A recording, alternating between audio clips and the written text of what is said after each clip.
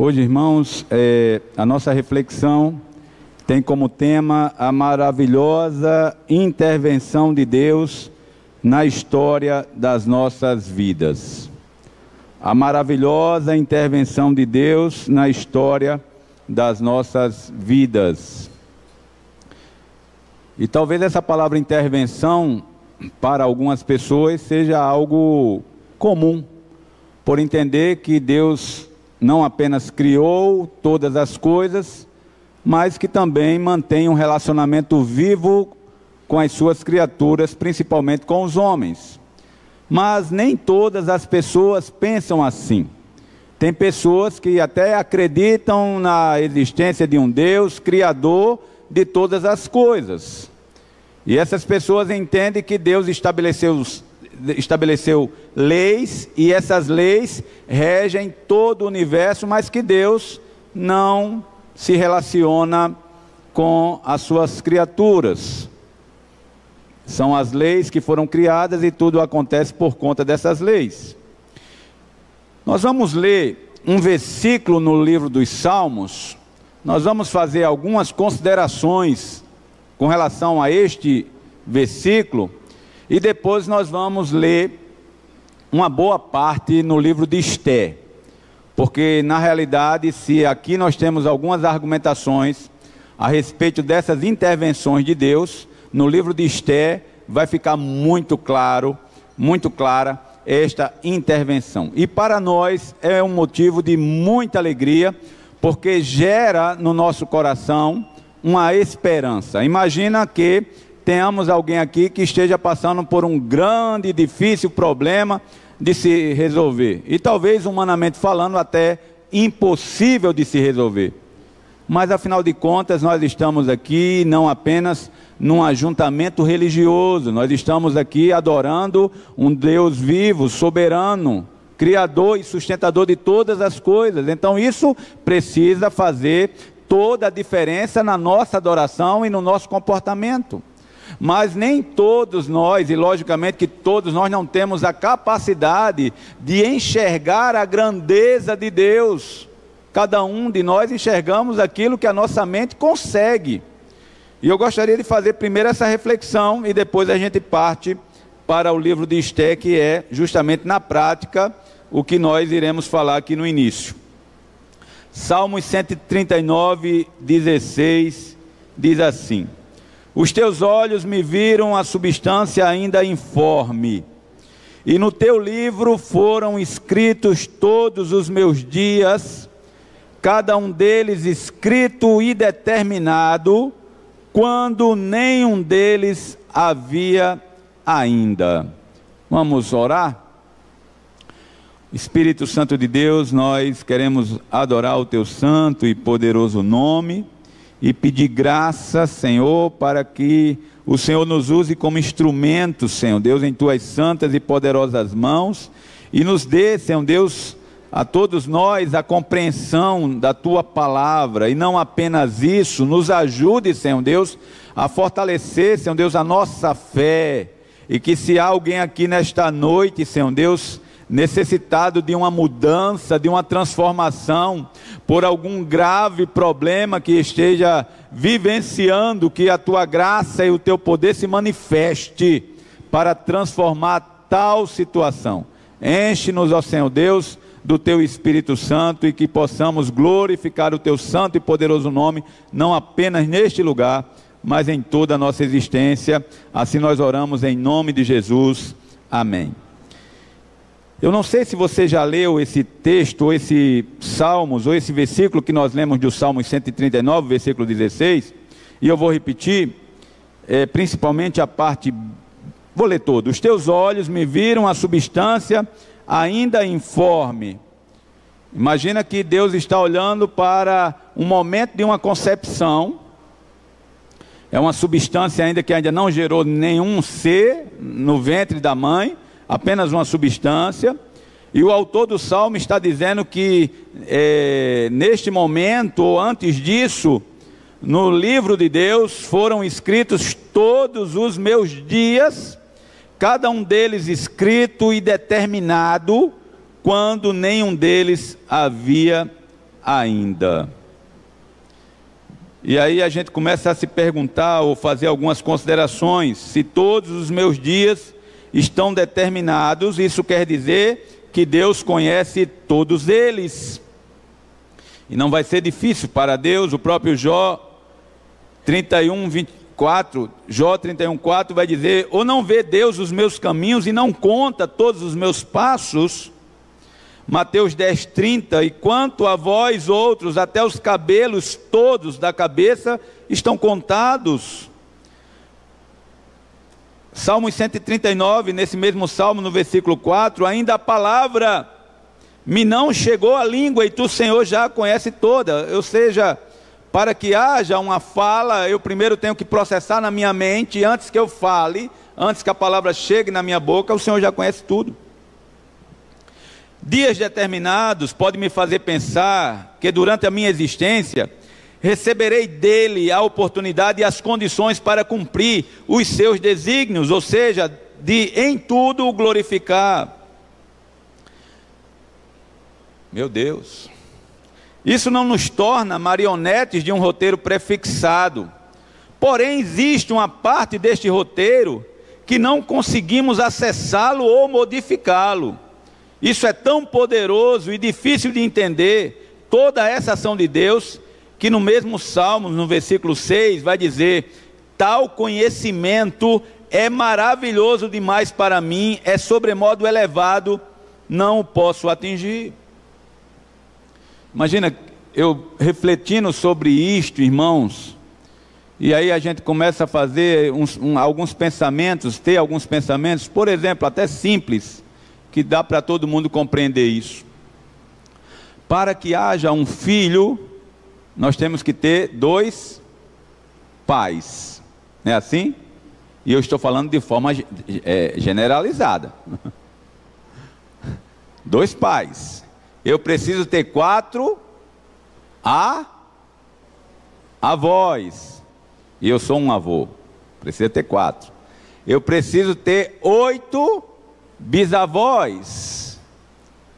E eu preciso ter 16 tataravós. E eu não sei mais tanto de avô que vai a partir daí. Mas eu sei que vai ser 32, 64, 128 e é por diante. Seria possível um desses relacionamentos darem errado? Ah, não quero mais saber de você. E ali não existia uma relação sexual e de repente eu não vi a existência. E quando a gente começa a pensar sobre esse poder grandioso, essa grandeza de Deus, isso nos assusta e chega essas palavras que o salmista diz: tal conhecimento é maravilhoso demais para mim e sobremodo elevado, eu não consigo atingir. A nossa mente é limitada para entender determinadas coisas. E a pergunta, né? Se alguma coisa desse errado nesses relacionamentos, eu não existiria? A teologia, irmãos, ela pensa: existe o corpo humano, existe algo imaterial que é a alma ou espírito humano, não é? A teologia começa a pensar sobre isso e diz assim: não, a alma, a relação entre um homem e uma mulher gera não apenas o corpo físico, mas também o espírito. Já a outra parte diz: não, há uma ideia de que exista almas já em um determinado depósito, eu vou colocar assim, para que quando houver a concepção, essas almas venham a ser introduzidas nos seres humanos. Perceba, irmãos, como é difícil a gente pensar apenas nessa conjectura aqui do nosso nascimento e se por acaso alguma coisa der errado. Se alguma coisa der errado em um dos relacionamentos, os nossos relacionamentos, quantas vezes você já levou um não de alguém, né? Não quero mais você e ponto. O que geraria nisso? De qualquer forma, irmãos, de qualquer forma, percebemos o quanto nosso Deus é poderoso e a sua soberania está muito além da nossa compreensão. Não existe nenhuma parte da história que fuja do controle de Deus. não existe nenhuma parte da história que fuja do controle de Deus. Se alguma coisa se move na história fora do controle de Deus, fora do conhecimento de Deus, isto estaria comprometendo a sua soberania.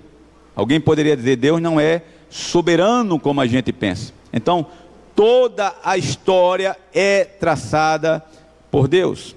No entanto, Deus não se responsabiliza ou não intervém quanto aos nossos pecados. Ele não é responsável quando nós erramos, não é? Os planos de Deus não sofrerão descontinuidade.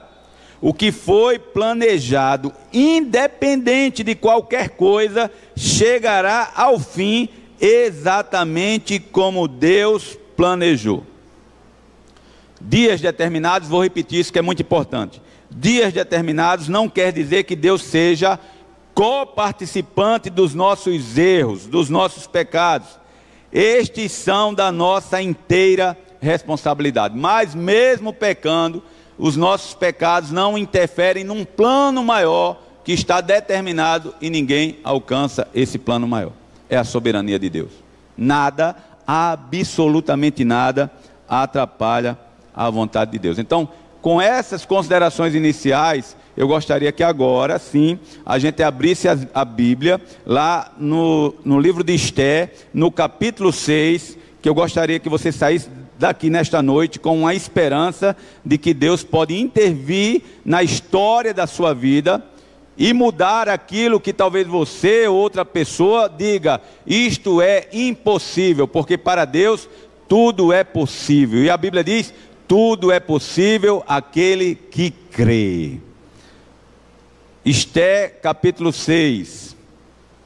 Nós vamos começar pelo menos pelo meio da história de Esté, mas nós vamos fazer um passeio desde o início, tá bom? Se você puder ficar de pé para que a gente possa fazer essa leitura de forma a honrar o nome do Senhor.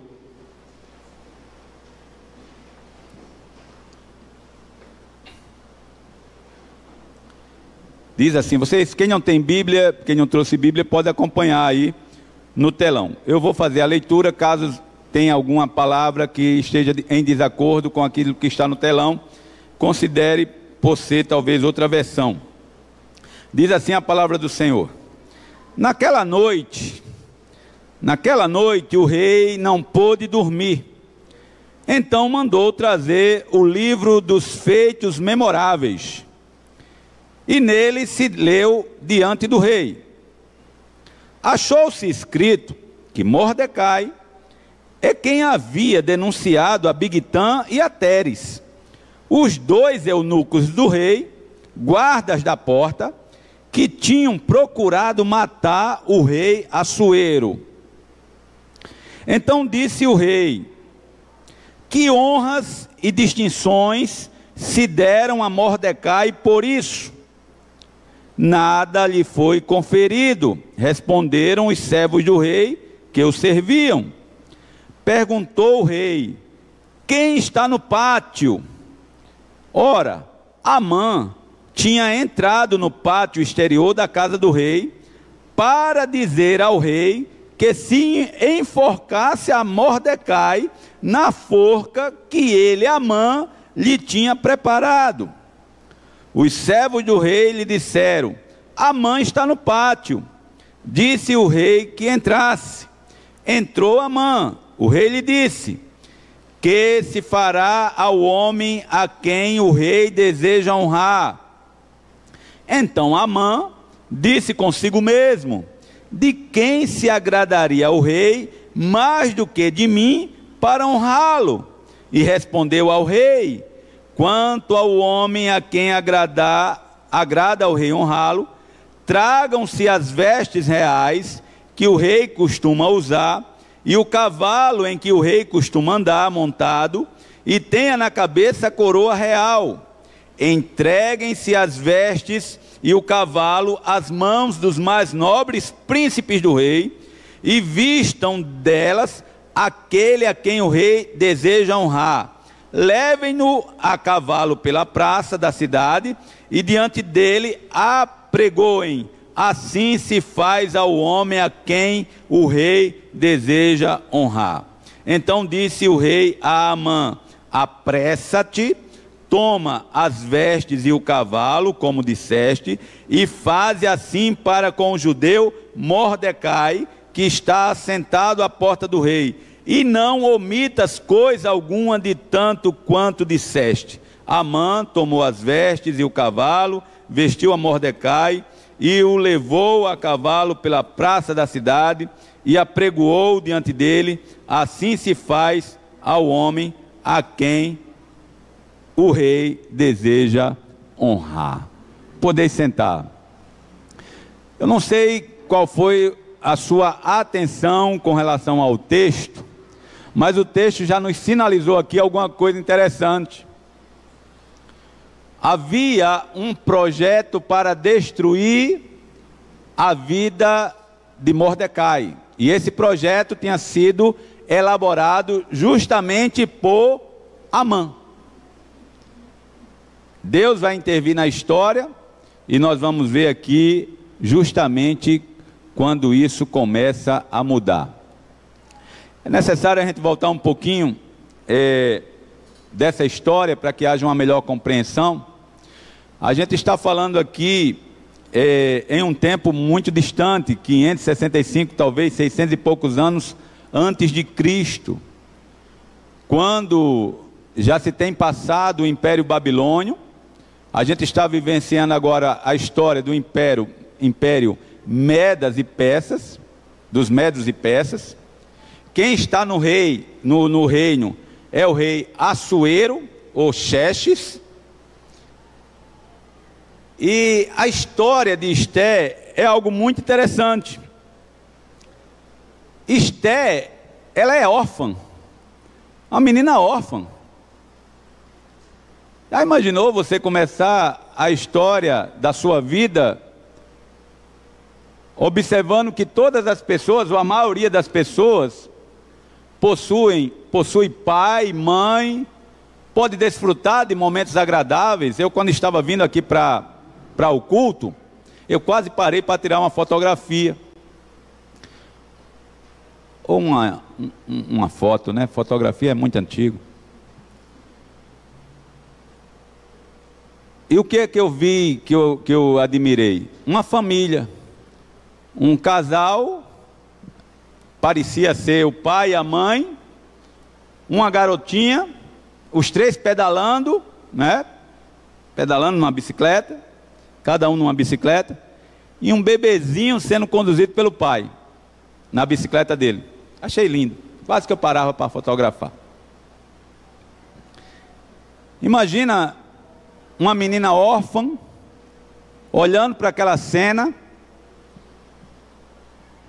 e pensando, como seria bom se eu tivesse um pai, ou uma mãe, ou os dois. Como seria bom? A orfandade é a história dessa menina, ou seja, já começa apresentando uma trágica história de um personagem bíblico, Esté. Ela está junto com o seu povo, vivenciando um cativeiro. Algumas daquelas pessoas já estavam ali há mais tempo, né? E eu não sei exatamente, porque o texto não nos dá a ideia de quando foi que os seus pais morreram, mas ela passou a ser criada pelo seu primo, Mordecai, essa pessoa que nós citamos aqui, passou a ser criada por ele. E é interessante como Deus vai providenciar para que essa menina órfã, ela chegue a ser a rainha. Se vocês em casa, ao chegar em casa, passarem a ler o livro de Esté, que é um livro maravilhoso, não é? Vocês vão perceber que o rei Assuero, o livro começa mais ou menos assim. O rei Assuero, ele vai fazer um banquete que dura 6 meses, chamam todas as autoridades das suas províncias, é um império. E esse banquete demora-se por 6 meses. E depois do banquete, enquanto ele fazia o banquete para algumas autoridades, a sua esposa, a rainha Vasti, também fazia um banquete para as mulheres dessas autoridades. Chega um momento que o rei Assuero, então, decide chamar a rainha Vasti, para que ela colocasse a coroa e se apresentasse diante dele e de todos os convidados. O que foi que a rainha Vasti fez? Não foi. Eu sei que isso não acontece com nenhuma mulher aqui. Quando o marido chama, vai sempre de bom humor, dizer, eis-me aqui, não é assim? Não é assim, vou nem olhar para trás. Ela não foi. Isso criou um problema seríssimo, porque agora aquelas pessoas que estavam próximas ao rei, chega para ele e vai dizer assim, espera aí, se a rainha Vasti fez isso com o senhor, o que é que nós iremos fazer com as nossas mulheres, se elas procederem da mesma forma? Que mau exemplo é esse da rainha? Ou seja, houve um decreto para que ela fosse desposta do cargo. Ela vai deixar ali o seu cargo, ela vai ser destituída do cargo de rainha,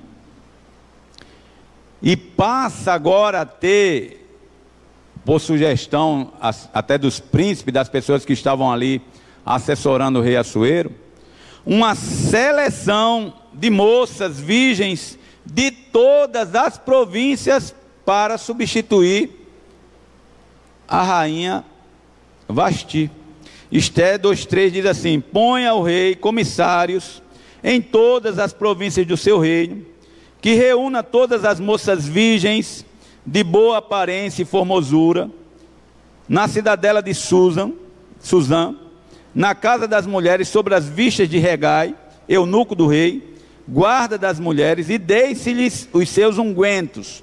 A moça que cair no agrado do rei, essa reine em lugar de Vasti. Com isto concordou o rei, e assim se fez.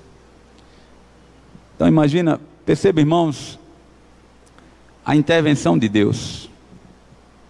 Agora, aquela menina órfã, que viveu não sei quanto tempo com a ausência do pai e da mãe, com certa dificuldade, que estava sendo criada pelo primo, por um primo, vai passar por um processo de seleção. Provavelmente ela era bem bonita. A sua beleza devia ser algo que chamou a atenção daquelas pessoas que foram comissionar as jovens para esta seleção. E o texto diz que ela foi selecionada e aparecia todas aquelas moças na presença do rei e de todas aquelas pessoas que ali estavam para fazer o julgamento. O versículo 17 do capítulo 2 vai dizer, o rei amou a Esté mais do que todas as mulheres, e ela alcançou perante ele favor e benevolência, mais do que todas as virgens. O rei pôs-lhe na cabeça a coroa real e a fez rainha em lugar de Vasti. Então parece, irmãos, que essa história, que nós acabamos de compreender um pouco dela, mostra a intervenção de Deus sobre a vida de uma pessoa, que para muitas pessoas, para várias pessoas, isso não seria algo difícil de acontecer. Um Deus, criador de todas as coisas, poderia muito facilmente intervir e agir na vida de uma pessoa, tranquilamente. Só que quando a gente começa a pensar nos bilhões de pessoas que já passaram por essa terra, Hoje, se eu não me engano, são 8 bilhões de pessoas. Bilhões, não é? Sobre a terra. Pensar numa intervenção divina, talvez para muitas pessoas se torne até descrente na possibilidade de Deus de fazer isso. E olhar apenas para um caso simples de alguém que sai de uma condição e chega ali ao topo, ou a uma condição excelente, talvez não seja tão difícil. Nós temos tantos personagens bíblicos que assim tiveram a sua história marcada pela intervenção divina. O caso de Moisés, filho de escravo. Deus agiu de tal forma que ele se tornou o filho da filha de Faraó. E teve uma educação nas melhores faculdades da época. Mas a gente percebe que no decorrer da história, a gente vai percebendo que a ação de Deus é tão cirúrgica, tão proposital, como se alguém, e logicamente que nós sabemos que é exatamente assim, alguém que não apenas conhece o desenrolar da história, mas que também escreve a história, que manipula a história, que chega a entender e colocar determinadas pessoas em um determinado espaço, para que em um determinado tempo aquela pessoa seja como se fosse uma ferramenta em suas mãos para mudar a história. E é exatamente isso que vai acontecer na vida de Esther. Deus não cuida apenas de uma pessoa, Deus cuida de todo o seu povo. Ao mesmo tempo que a rainha Esther tem a sua história elevada, outro personagem neste livro vai também gozar dos benefícios da realeza do rei Assuero. E eu estou falando de Amã. Diz no capítulo 3, versículo 1: depois destas coisas, o rei Assuero engrandeceu a Amã, filho de Amedata, Agagita, e o exaltou, lhe pôs o trono acima de todos os príncipes que estavam com ele. Todos os servos do rei que estavam à porta do rei se inclinavam e se prostravam perante Amã, porque assim tinha ordenado o rei a respeito dele. Mordecai, porém, não se inclinava, nem se prostrava. Interessante esse ponto, irmãos, porque a gente vê Deus elevando uma pessoa, permitindo que essa pessoa seja elevada. Ele recebe um tipo de honraria, onde, por onde ele passasse, as pessoas deveriam inclinar-se para ele, reverenciando. Só que o império possuía muitos povos ali, e entre esses povos estavam também os judeus. E os judeus, pela sua educação religiosa, pela sua maneira de enxergar e de obedecer a Deus, eles têm apenas uma adoração única, e isso também foi transmitido para nós, os cristãos. O próprio Jesus, quando tentado por Satanás, Satanás disse: olha, se você se prostrar e me adorar, eu te darei toda a riqueza do mundo. E Jesus vai responder: adorar só a Deus. Adorar só a Deus. E esta era a forma que Mordecai vivia, mesmo distante da sua terra. Se houve uma ordem, se houve uma lei, se houve um decreto para que todas as pessoas se prostrassem diante de um ser humano, Mordecai disse: não vou fazer isso. Poderia ter consequências? Sim, claro.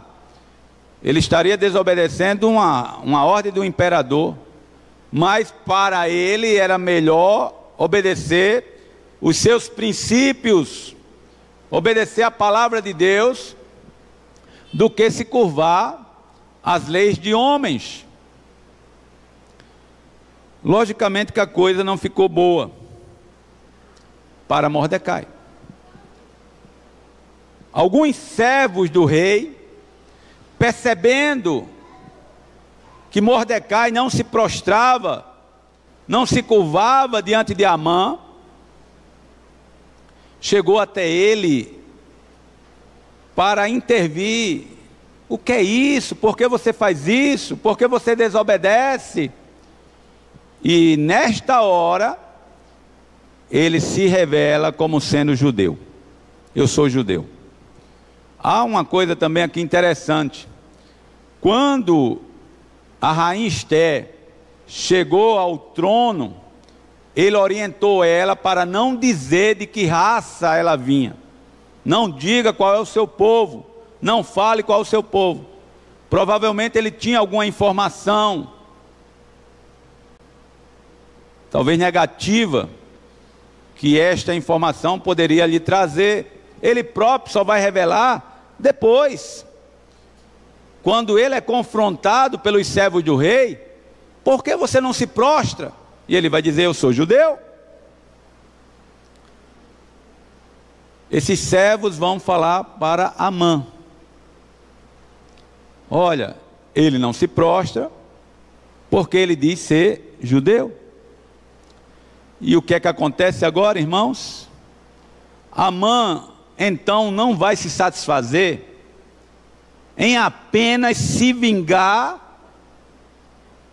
de Mordecai.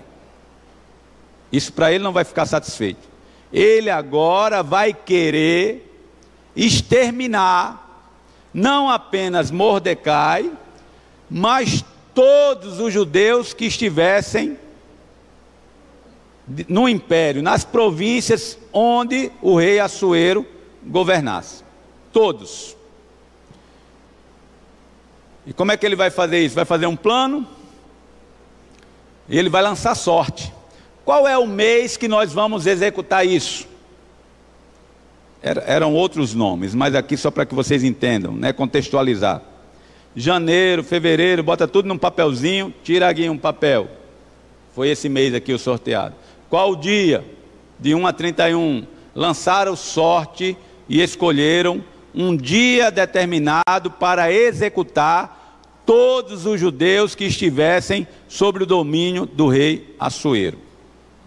Lançaram sorte. Ele vai chegar para o rei e vai falar o plano. E vai falar o plano. Tem um povo aqui que não obedece às suas leis, e eles precisam ser destruídos. O rei assina o decreto, e o decreto de morte sai agora por todas as províncias. Em tal dia, todo o povo de Deus deve ser exterminado da face da terra, e os seus bens devem ser saqueados. Existe problema maior do que esse, irmãos? Um dia que foi decretado a sua morte, o dia que foi decretado que você, além de morrer, você iria perder tudo. Talvez você diga: mas se eu morrer não importa, e seus filhos, e quem vai ficar?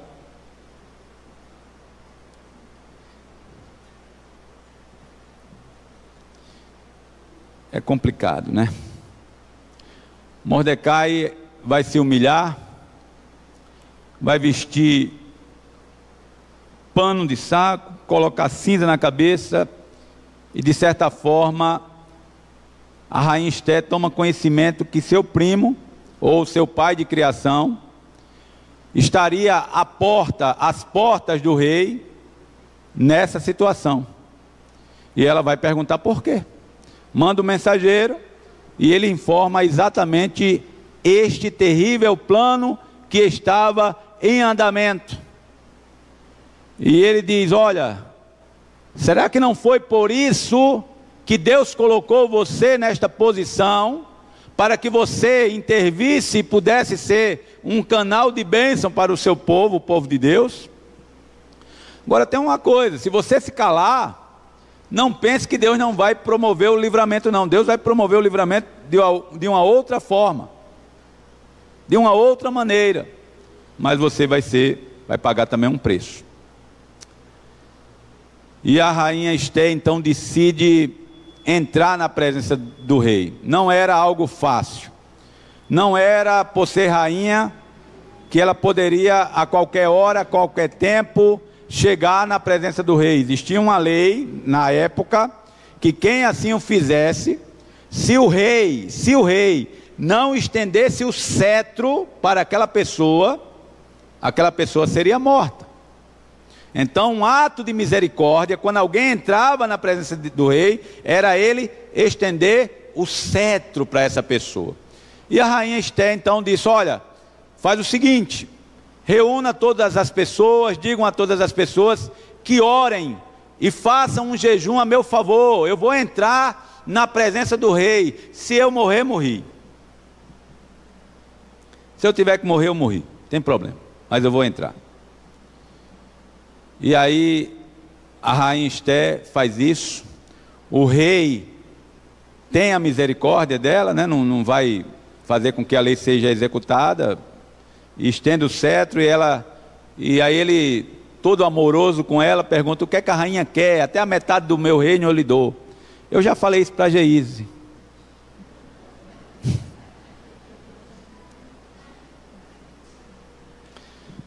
E aí a rainha diz assim: eu gostaria de convidar o senhor para um banquete. Eu gostaria de convidar o senhor para um banquete, mas chame também Amã. Chame também Amã. E Amã foi convidado. Festejaram. A rainha não falou nada nesse primeiro dia. Sabedoria de mulher, né? Mulher é muito sábia, irmão. Mulher é muito sábia. Ela sabe exatamente a hora de falar com a gente, né? Então ela não falou nada no primeiro dia. E disse assim: olha, hoje eu não vou falar nada do que eu quero, do que eu pretendo com o rei. Mas amanhã volte novamente com Amã para este banquete, para um outro banquete que eu vou fazer, e aí eu falarei com o que eu gostaria que fizesse. Amã sai daquele banquete todo satisfeito, todo alegre: estou sendo honrado, fui honrado pelo rei, sou um dos principais príncipes, onde todos me honram, se prostram diante de mim, e agora a rainha também resolveu me honrar. E quando ele sai com esse coração cheio de alegria, quem ele vai encontrar na porta? Mordecai. E o que é que Mordecai vai fazer? Nada. Não vai se prostrar. Ele fica indignado. Passa, reúne os amigos, chama os amigos, está lá a esposa, os filhos, e ele começa a celebrar o bom tempo que ele está vivendo, o bom momento que ele está vivendo, e começa a dizer o quanto ele está sendo honrado pelo rei. E agora, por fim, estou também sendo honrado pela própria rainha, que não convidou nenhum príncipe, só convidou o rei e a mim. Agora tem uma coisa que está me incomodando. O que é que está te incomodando, Amã? Eu, quando passo por Mordecai, ele não se prostra, ele é um desobediente. A esposa dele, Zeres, vai ter uma excelente ideia. Qual é a excelente ideia que ela vai ter? Olha, constrói uma forca muito alta, né? Talvez até para ser o exemplo para todos, e talvez envergonhar de uma forma mais contundente aquele que não queria se prostrar. Faz uma forca, manda construir uma forca muito grande, e logo cedo você vai lá falar com o rei, antes do banquete. Aí você manda executar Mordecai, e entra com toda alegria para comemorar com o rei e com a rainha. Eu gostaria de fazer algumas observações aqui, irmãos.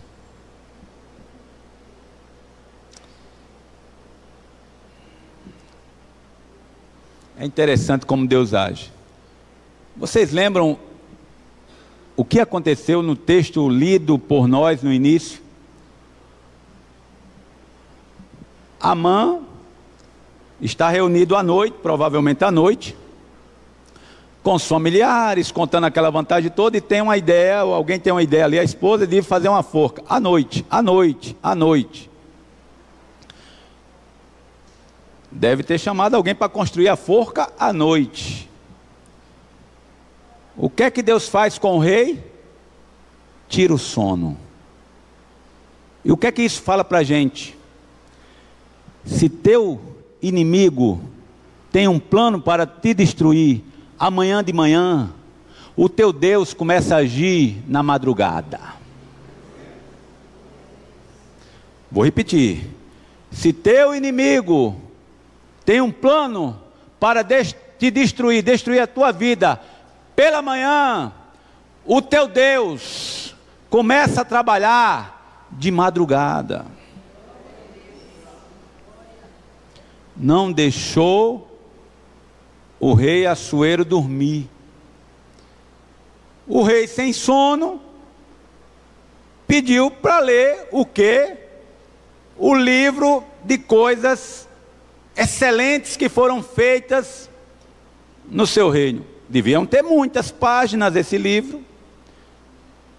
Talvez a gente não saiba porquê, ou talvez alguém duvide o porquê.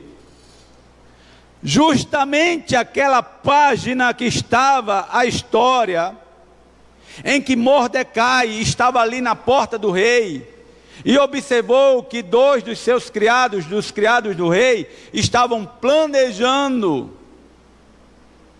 matar o rei. E ele denunciou essas 2 pessoas. Essas 2 pessoas foram enforcadas e o rei perguntou: o que foi que fizeram? Qual foi o benefício que nós demos a Mordecai? O que nós passamos para ele? O que nós gratificamos? O que nós gratificamos a ele? E disseram: nada. Ele não foi gratificado por nada. Por nada. Irmãos, é interessante quando a gente pensa que muitas vezes nós sofremos injustiça pelos homens, pelas mãos dos homens. Quantas vezes você trabalhou por alguém, você dedicou o seu amor a alguém, mas essas pessoas nunca dizem a você muito obrigado. Nunca são agradecidas a você. Ao passo que o Deus Todo-Poderoso nos diz que nada que nós fazemos para glorificar o seu nome deixará de ser observado. Nada. A mínima coisa que você faz para Deus, Deus vai te recompensar. E talvez para muitos, aquela atitude de Mordecai não se prostrar, a sua fidelidade, a sua fé contundente, nos dias atuais fosse isso relativizado. Não precisa ser crente tanto assim não. Você vai perder sua vida. Você vai perder sua família. Não seja crente tão contundente assim não. Mas ele estava sendo crente, não para as pessoas, mas para o Deus Todo-Poderoso que tudo vê, e tudo enxerga, e tudo recompensa. A Bíblia diz que até um copo d'água, irmãos, até um copo d'água que a gente dá para um dos pequeninos de Deus, de maneira nenhuma a gente deixa de receber galardão. Já imaginou que Deus maravilhoso, que Deus bondoso? Agora imagina a cena, irmãos, aqueles trabalhadores construindo, porque foi de madrugada, foi à noite, eles tinham que construir uma forca muito alta, muito grande.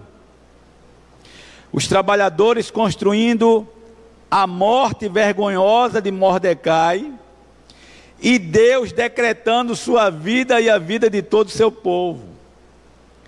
É certo que Deus não dormita, nem dorme o guarda de Israel. Se o Senhor não edificar a casa, em vão trabalham os que a edificam. Se o Senhor não guardar a cidade, em vão vigia a sentinela. Uma forca estava sendo construída,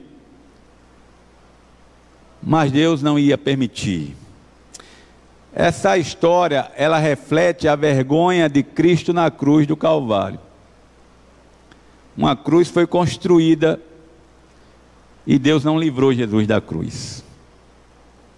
Uma cruz foi construída, uma cruz vergonhosa, porque essa forca que foi construída para Mordecai era para, além de sacrificá-lo, promover uma vergonha e tipo assim, dar uma lição, não para aquelas pessoas que se prostravam, mas para aquelas pessoas que não se prostravam, para os judeus que eram fiéis a Deus. Isso seria uma forma de envergonhar Mordecai e promover uma obediência compulsiva, pelo medo. Deus livrou Mordecai, mas Deus não livrou Jesus da vergonha da cruz. A cruz de Jesus era tão vergonhosa que ele foi crucificado com 2 malfeitores e não fez absolutamente nada. Simplesmente amou. Simplesmente nos amou.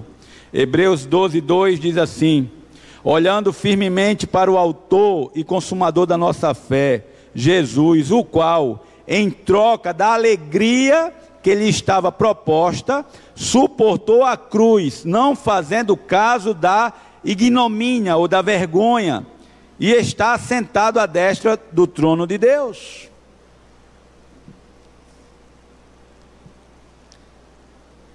A forca está sendo construída. O rei perde o sono, lê a história que diz que tem um registro favorável à vida de Mordecai e ele precisa honrar. Quando ele dá uma olhada, quem está no pátio? Amã. Chama Amã. Chama Amã. O que é que eu devo fazer para alguém que eu quero honrar?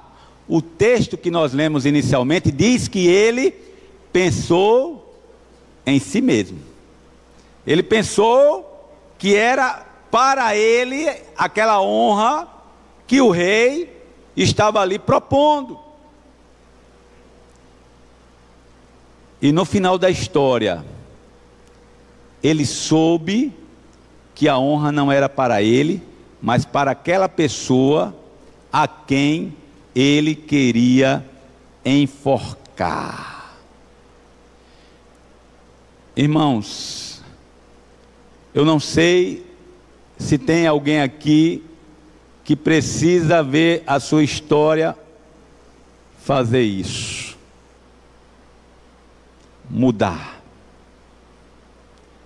Dar um giro de 180 graus. Sabe quando a palavra de Deus diz assim, olha, trocai as vestes de luto e vestir as vestes de alegria? Se eu não acreditar em um Deus que intervém na história, se eu não acreditar num Deus que não intervém na minha vida, eu simplesmente vou me acomodar, eu simplesmente vou baixar a minha cabeça e simplesmente vou viver as circunstâncias da vida e talvez dos meus pecados. Mas nós temos um Deus que, além de ser todo-poderoso, Criador dos céus e sustentador de todas as coisas, Criador dos céus e da terra e sustentador de todas as coisas, é também um Deus que nos ama, um Deus misericordioso, um Deus que intervém na nossa história, um Deus que pode mudar a nossa sorte. O inimigo que planejou a morte de Mordecai, foi ele que foi enforcado na própria forca. Pastor, a Bíblia diz que a nossa luta não é contra a carne nem contra o sangue. A nossa luta é contra os principados e as potestades. Porque de repente, se existe um ser humano que esteja fazendo algum projeto para destruir a minha vida, quem sabe eu possa encontrar um livramento. Mas se por acaso for um inimigo espiritual, sabe, irmãos, quando a gente lê, por exemplo, Colossenses 2,15, e despojando os principados e as potestades, publicamente os expôs ao desprezo, triunfando deles na cruz. Esse texto está literalmente dizendo que o projeto do inimigo em destruir a vida de Jesus, talvez pensando que colocar Jesus na cruz fosse uma derrota para Jesus, mostrou exatamente o contrário, porque foi na cruz que vai surgir a vitória do seu povo, porque é na cruz que vem o perdão para os nossos pecados, é na cruz que vem a nossa justificação, e é na cruz que vem a salvação das nossas almas para a vida eterna. E ao invés de, ali naquela cena, de tirarem a roupa de Jesus, quem ficou humilhado foi Satanás e os seus anjos, desnudos. E quando a gente lê, irmãos, João, para isto, João 3,8, parte B, para isto se manifestou o Filho de Deus, para destruir as obras do diabo. A gente vive um mundo físico, mas a gente não pode pensar que apenas as coisas acontecem de uma forma física, geradas pelas leis naturais, e não a imaginar que haja um mundo espiritual que também colabora nas ações humanas. E você pensar que nós temos um inimigo pior do que Amã, que deseja, assim como ele desejava, a destruição de Mordecai e do povo de Deus. Existe um inimigo espiritual de nossas almas que deseja a nossa morte e destruição, que trabalha todos os dias para isso.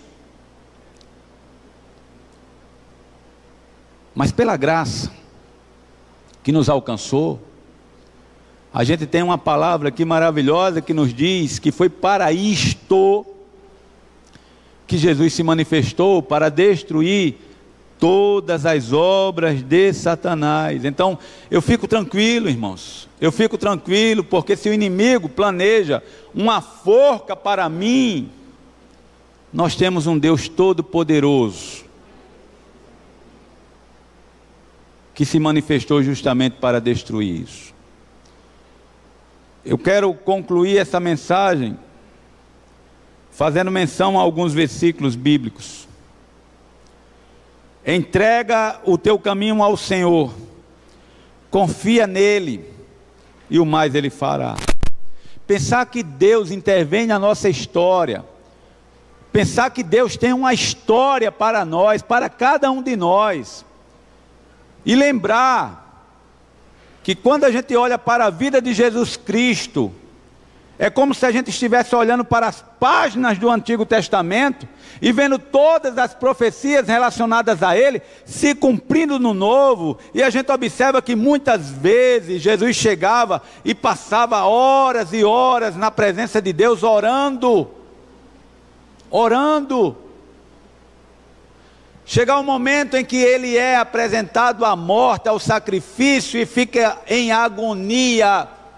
E diz: Pai, se possível for, passa de mim este cálice, mas não faça conforme aquilo que eu quero, a minha vontade, mas faça a tua vontade. Saber, irmãos, que nós temos a liberdade para agir, para fazer, e enquanto nós estamos fazendo as coisas certas, nós estamos agradando, nós estamos glorificando a Deus. Mas quando nós pecamos, quando nós erramos, quando nós tomamos decisões fora desta vontade de Deus, nós estamos desobedecendo, nós estamos irritando, nós estamos blasfemando de Deus. E o que a palavra de Deus está dizendo? Confia que esse Deus tem um plano perfeito para a tua vida. Confia que as decisões de Deus são melhores do que a tua. Entrega o teu caminho ao Senhor, confia nele. Feliz a nação cujo Deus é o Senhor, e o povo que Ele escolheu para a sua herança. E por fim, sabemos que todas as coisas cooperam para o bem daqueles que amam a Deus, daqueles que são chamados segundo o seu propósito. Temos um Deus, irmãos, com essa grandeza. Um Deus que controla toda a história. A pergunta que fica é: Ele tem poder para mudar a minha situação? Sim, Ele tem poder. Ele tem sido convidado por você a mudar a situação. Ele tem sido convidado por você a ter o controle total da sua vida, ou você quer entregar parte apenas do controle da sua vida? Enquanto estiver precisando de um bote salva-vida, eu quero o bote salva-vida, mas depois que eu me salvar, eu quero navegar, eu quero nadar na direção que eu desejar, que a minha cabeça der, fazer o que eu quero. É isso que vocês querem trocar?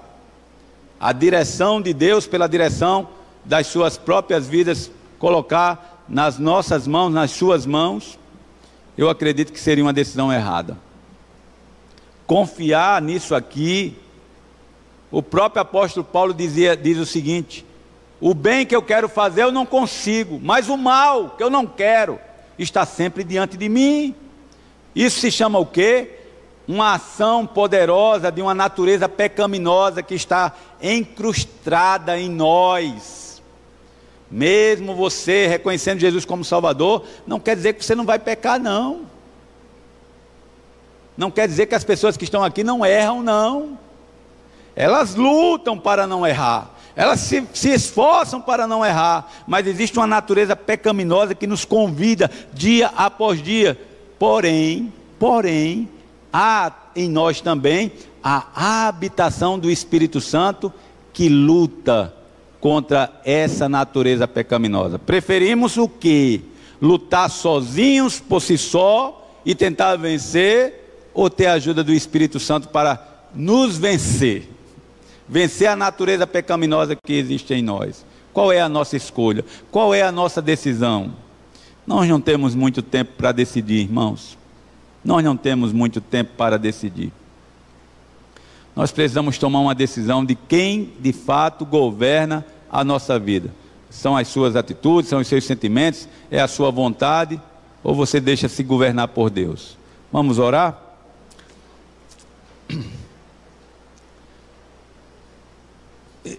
Eu senti, irmãos, que essa palavra me leva, e não sei se vocês também perceberam isso, a lidar com situações bem difíceis, situações de vida e morte, situações de extermínio de todo um povo, não é?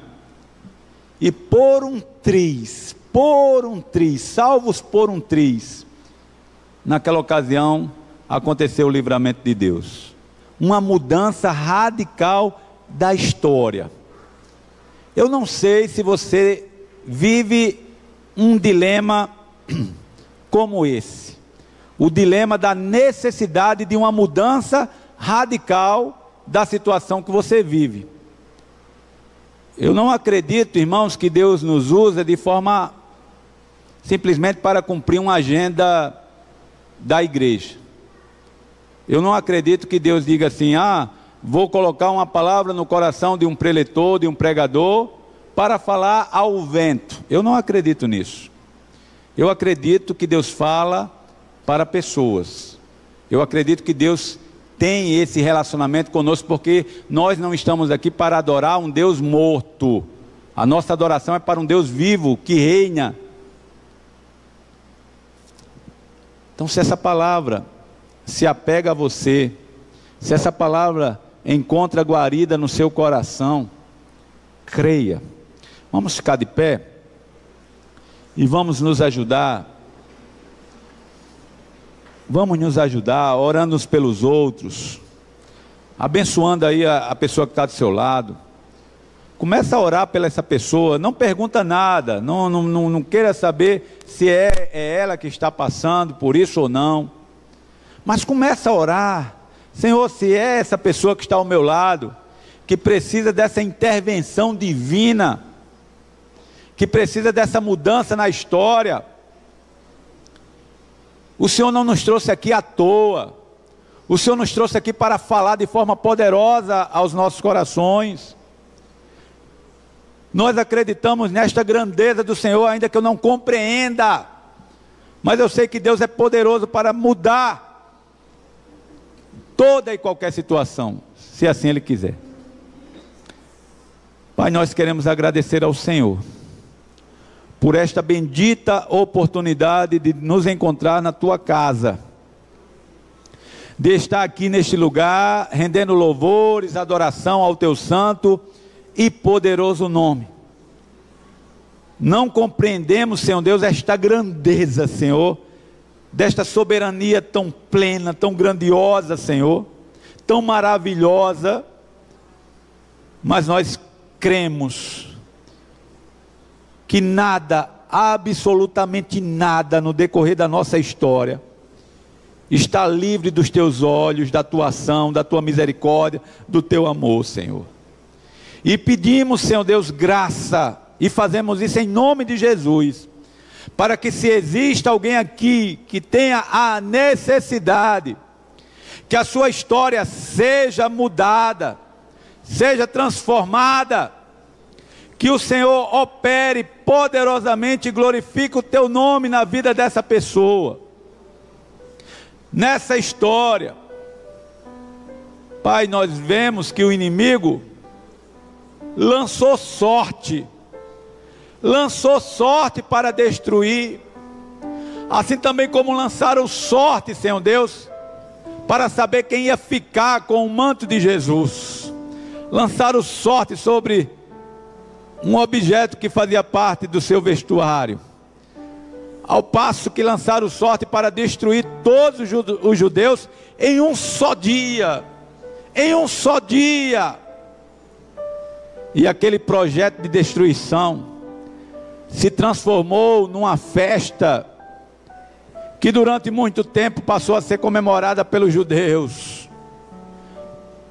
Como diz a Tua palavra, trocai as vestes de luto em vestes festivas. Que espiritualmente aconteça isso, Senhor. Que o Senhor tire a tristeza, Senhor Deus, tire o desespero e coloque a esperança, tira a tristeza e coloca a alegria, tira a descrença e coloca a fé, para que nós possamos ver a Tua glória sendo manifesta e as nossas histórias sendo modificadas por aquele que tudo pode. É no Teu nome, Jesus, que nós oramos e somos gratos, não somente hoje, mas para todos sempre, em nome de Jesus, amém.